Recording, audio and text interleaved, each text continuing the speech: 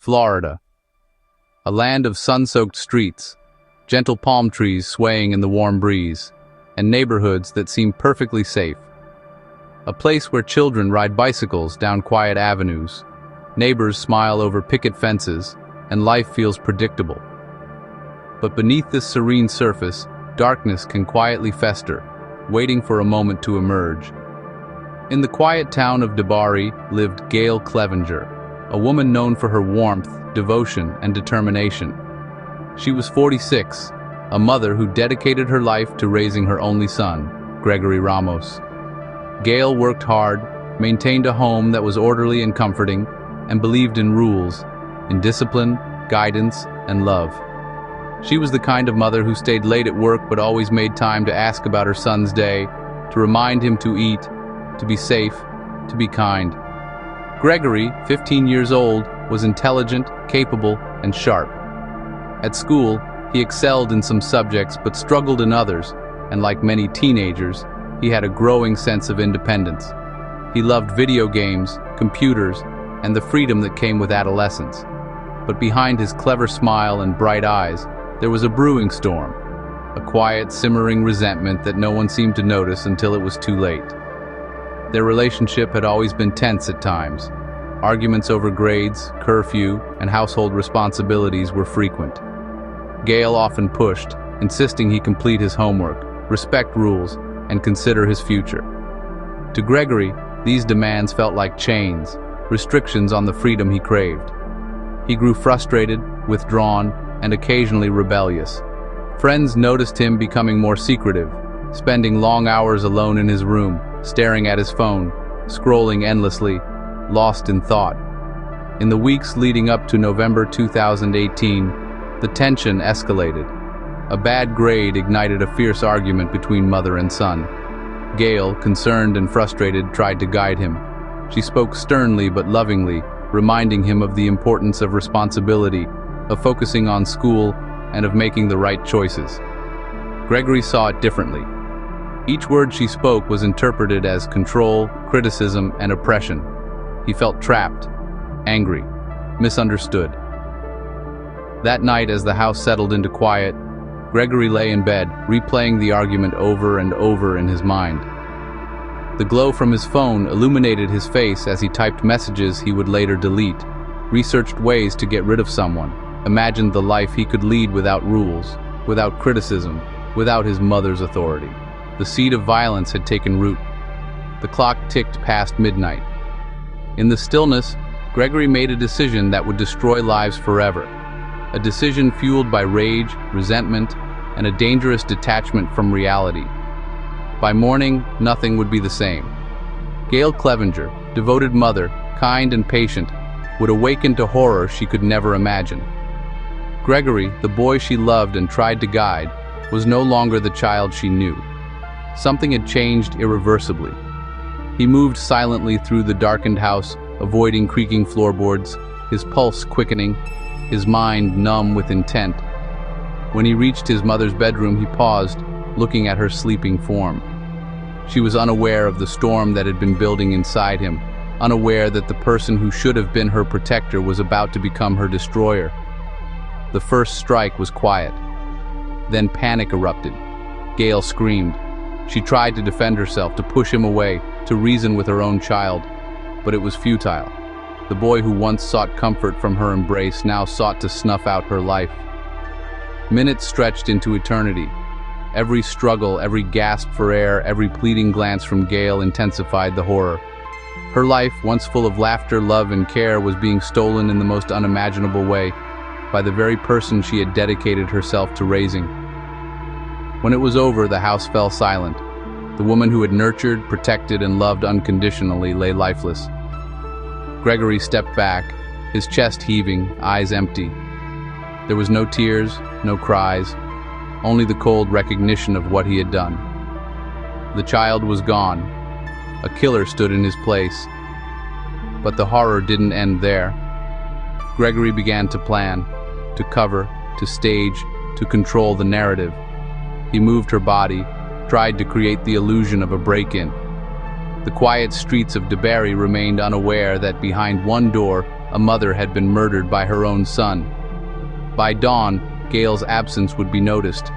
Friends, co-workers, and neighbors would grow worried. The investigation would begin, and Gregory, the boy who had committed the unthinkable, would soon realize that escaping the consequences would be far more difficult than executing the crime itself. The Florida night was still, almost deceptively calm, as if the world itself was holding its breath.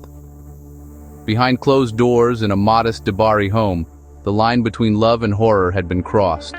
Gregory Ramos, a boy who should have been asleep dreaming of school, games, and teenage freedom, had become something no one could have anticipated: a killer. After the attack, his mind did not spiral into panic. There were no tears, no cries of remorse.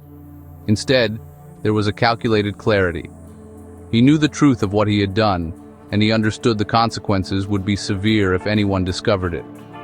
But in that moment, all he felt was the cold, focused certainty that he had gained control over his life, at the ultimate cost. He dragged Gail's body with silent, methodical movements, careful not to leave too many traces. The hardwood floor groaned beneath her weight, but he moved as if possessed by some mechanical determination. The family dog whimpered, sensing the unnatural tension, but Gregory ignored it. Everything had to be perfect. Nothing could expose the act. He had researched, in the quiet hours leading up to the crime, ways to conceal evidence. He had thought about where he could hide the body, a place secluded enough to avoid detection. By midnight, he had decided: a nearby church property, behind a wooded area, a spot he had walked past countless times. It was isolated, hidden, and quiet, exactly what he needed. But he wasn't alone. He called 2 friends, boys from school, and in a voice that was unnervingly calm, he explained what had happened. They couldn't believe it at first. Their minds couldn't reconcile the Greg they knew with the act he had committed. Hesitation, fear, and disbelief hung in the air like a suffocating fog. And yet, drawn by a mix of loyalty, shock, and fear, they followed him. The 3 teenagers moved in the darkness, carrying gloves, shovels, and the body of a woman who had once embodied safety, comfort, and love. Each step, each movement, carried the weight of inevitability.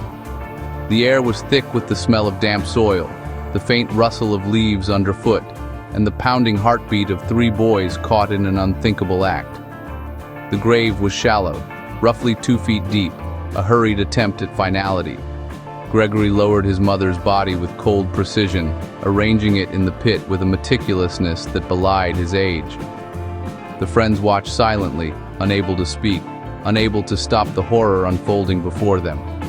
Every shovel of dirt sounded like thunder in the still night. Once the grave was filled, Gregory paused, staring down at the woman who had given him life, who had raised him with love and patience.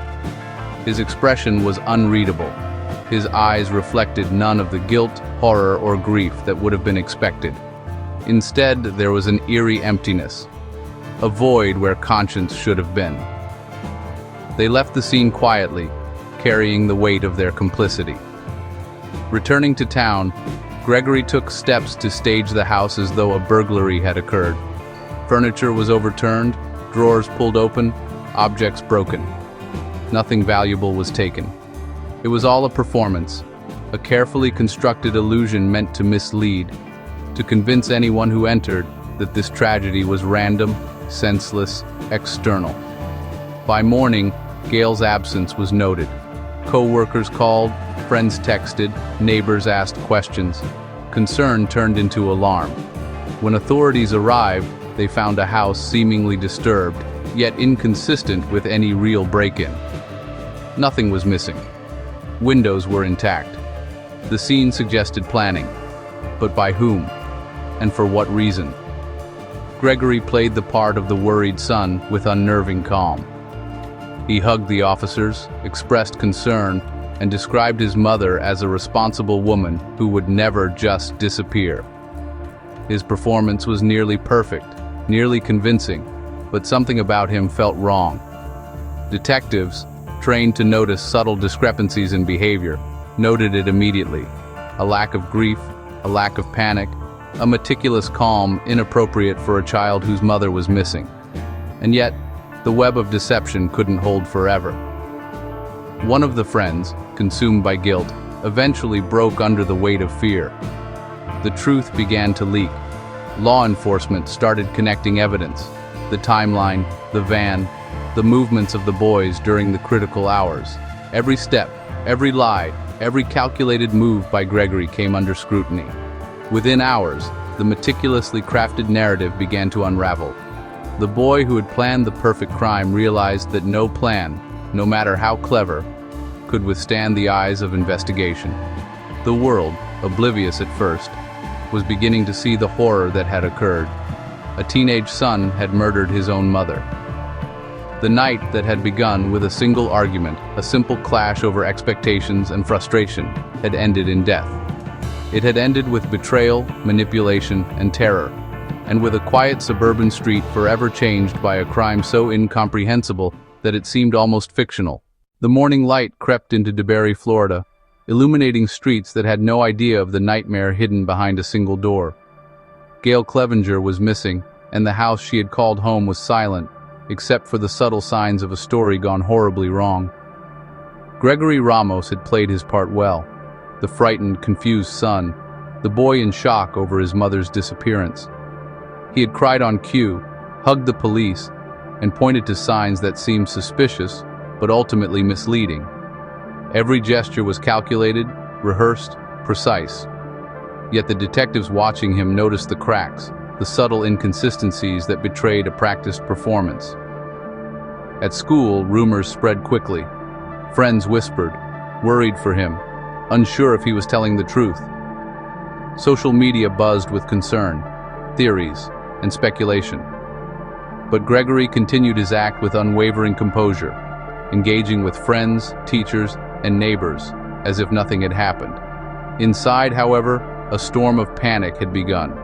The cover-up, he realized, was only the beginning. He spent the next hours making sure nothing in the house pointed to the truth.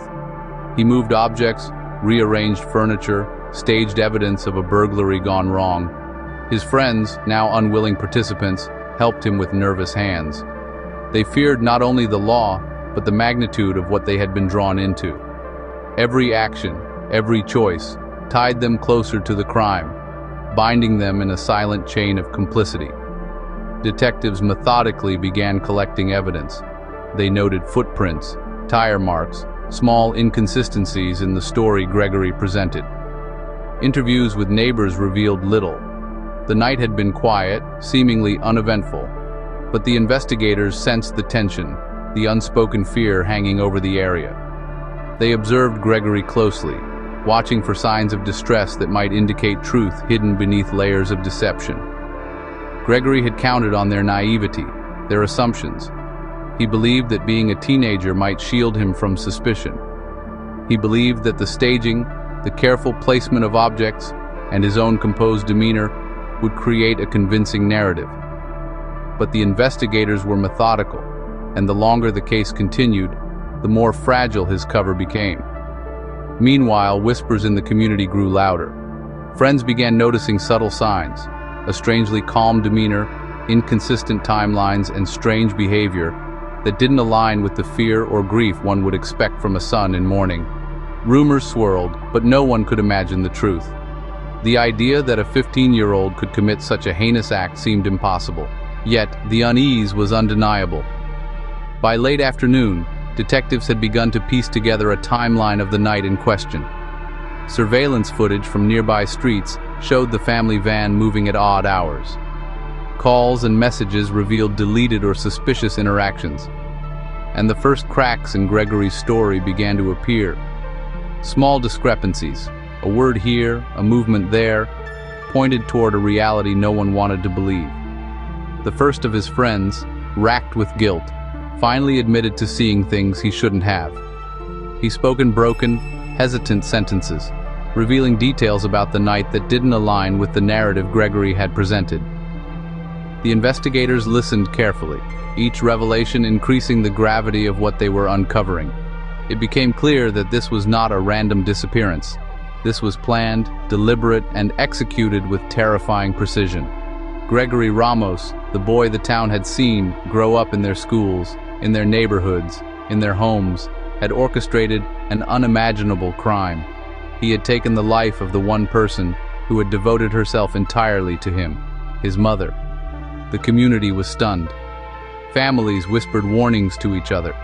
Children who had played alongside Gregory in school suddenly became distant, wary. A ripple of fear and disbelief spread through the town, as everyone tried to reconcile the idea that someone so young could commit an act so violent, so calculated. By evening, detectives had enough evidence to bring Gregory in for further questioning.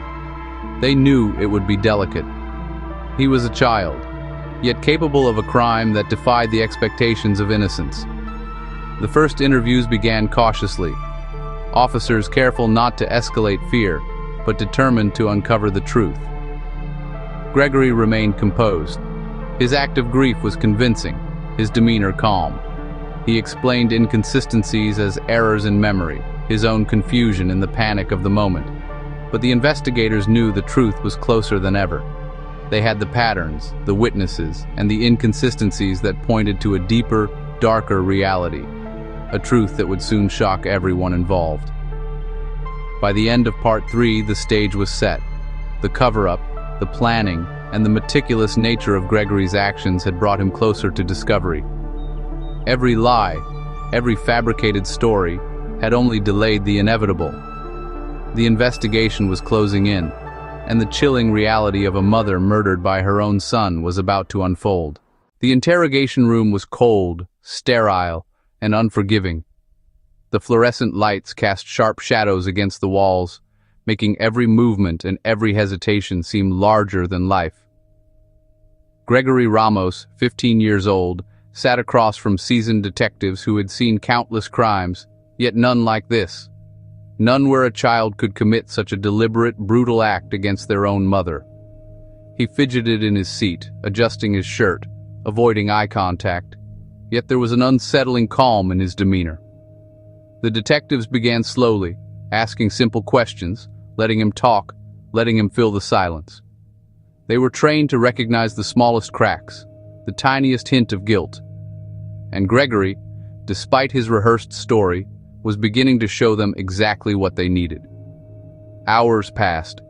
Each question, each pause, each observation from the officers chipped away at his carefully constructed narrative. He had rehearsed everything: the tears, the fear, the panic.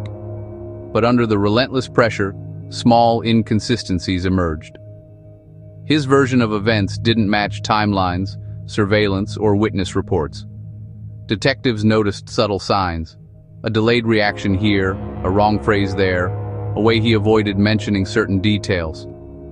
They leaned in, soft voices, patient and probing. And gradually, the truth began to emerge. Gregory admitted, in pieces at first, that the fight with his mother had escalated beyond control. He described his anger, the sense of frustration, and the moment he snapped.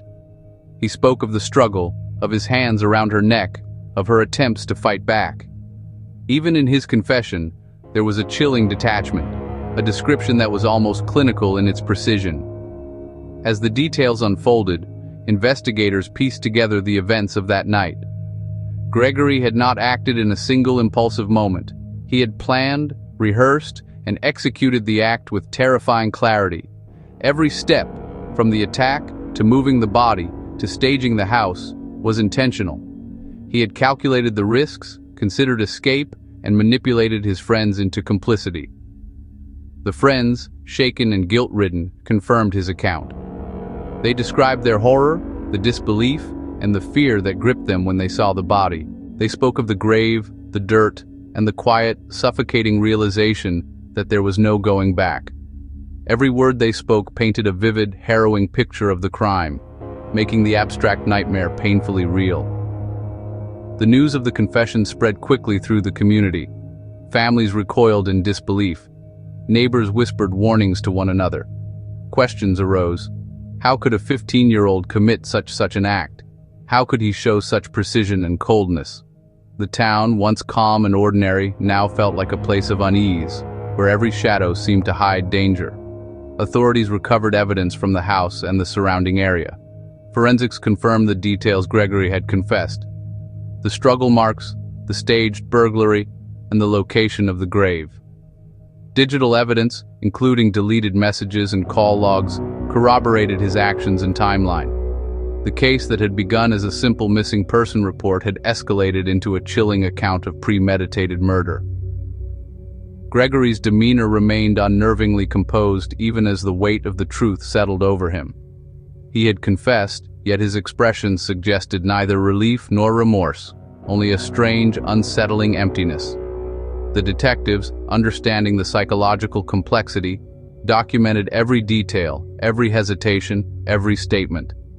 They knew this case would become a defining example of juvenile crime, manipulation, and the depths of human darkness. By the end of the investigation, the narrative was clear. A mother, Gail Clevenger, had been murdered in her own home by the child she had raised. Her life, full of love and devotion, ended not at the hands of a stranger, but by the very person she had nurtured, disciplined, and protected. The confession left the community in shock, the town reeling, and authorities preparing for a trial that would capture national attention. Every detail, from the methodical execution to the cover-up, from the involvement of friends to the confession, was recorded meticulously. The story of that night, once hidden behind doors and shadows, now stood as a stark, terrifying truth. A teenage boy had ended his mother's life and tried to rewrite reality in the aftermath. The courtroom was tense, a space heavy with grief, disbelief, and the weight of unimaginable tragedy. The story of Gail Clevenger's death had gripped the nation, a tale so horrific that no one could fully comprehend it. A mother murdered by her own 15-year-old son? The case was shocking, terrifying, and yet it demanded attention, justice, and understanding. Gregory Ramos appeared in court, no longer a boy hiding behind deceit, but the accused, the face of a crime that had shattered a family and a community. His demeanor was calm, almost eerie, yet at times he showed glimpses of uncertainty, as though the gravity of the situation was finally pressing down on him. Every word he spoke, every reaction, was scrutinized by the court, the jury, and the public. The prosecution detailed the events of that night with precision. The argument that escalated into violence, the methodical planning, the involvement of friends, the burial of Gail's body, and the staged burglary meant to mislead investigators. Witnesses recounted the fear, the confusion, the signs they had overlooked, and the chilling composure of Gregory in the aftermath. Experts testified about juvenile psychology, premeditation, and the capacity of a young mind to commit calculated acts of violence. Defense attorneys argued for Gregory's youth, mental state, and potential for rehabilitation.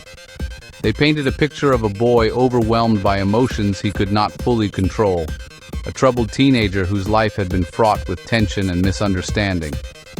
Yet the evidence, stark, undeniable, and horrifying, was overwhelming. Surveillance footage, forensic analysis, witness accounts, and Gregory's own confession left little room for doubt. The trial captivated the nation.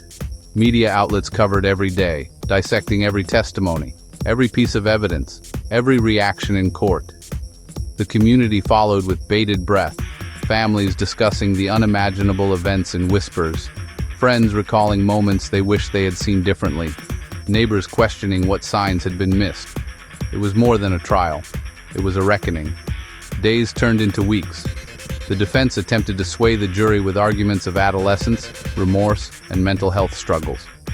The prosecution countered with facts, timelines, and the meticulous nature of Gregory's planning. Every word weighed heavily, every pause in the courtroom amplifying the tension.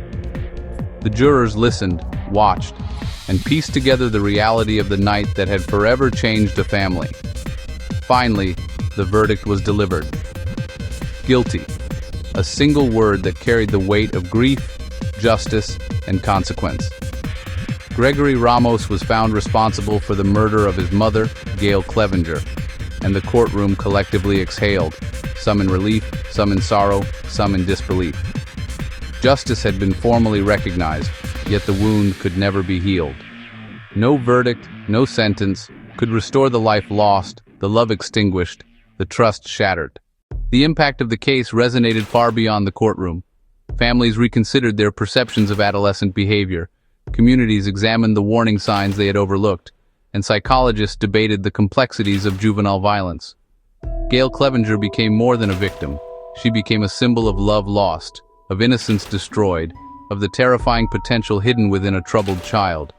Gregory's life would continue behind bars, a mixture of rehabilitation attempts, public scrutiny, and the ongoing debate about the justice system's handling of juvenile offenders. Yet the story of that night remained vivid, a reminder of the fragility of life, the power of unchecked anger, and the devastating consequences of one moment's decision. Gail's family, friends, and community struggled to find closure. They honored her memory by speaking out about warning signs, emphasizing the importance of communication and cherishing every moment with loved ones. Her story, though tragic, became a cautionary tale, a lesson that love, patience, and attention must be constant, that the darkness in the human mind can surface in the most unexpected ways, and that vigilance, empathy, and awareness are vital. The legacy of Gail Clevenger's life and death reminds us that tragedy can strike anyone, anywhere, even in the safest of places. It reminds us that behind every ordinary facade, unseen tensions may exist. And it reminds us, painfully, that the most familiar faces, even a child we think we know, can sometimes harbor unimaginable potential for harm.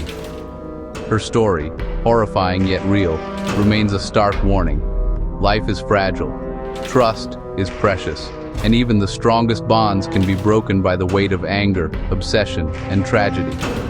And in remembering Gail Clevenger, we honor a life taken too soon, while seeking understanding in a world where innocence can collide with darkness in ways we can scarcely imagine.